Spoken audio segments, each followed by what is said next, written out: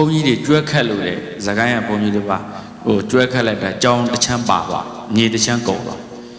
တနေ့ဘုံသွားဟောတဲ့တငယ်ချင်းပါကျောင်းဆရာမတွေကျွဲခက်လိုက်တာဒူပန်းရောက်ပါရိုးသားတဲ့သူတွေအကုန်လုံးကလောင်းကစားနဲ့တွေ့ရင်မရိုးသားတော့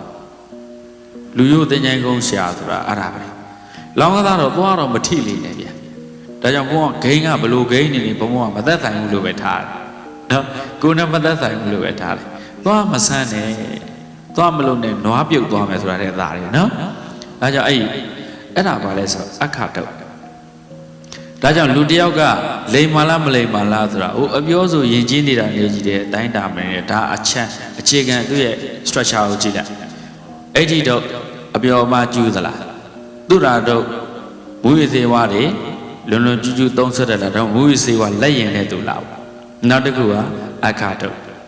လောင်ကသားကျူးသလားအဲ့ဒီသုံးခုကလည်းသိပွားမရှာနဲ့ဒီသုံးခုကိုယ်တိုင်လည်းမလုပ်နဲ့ကို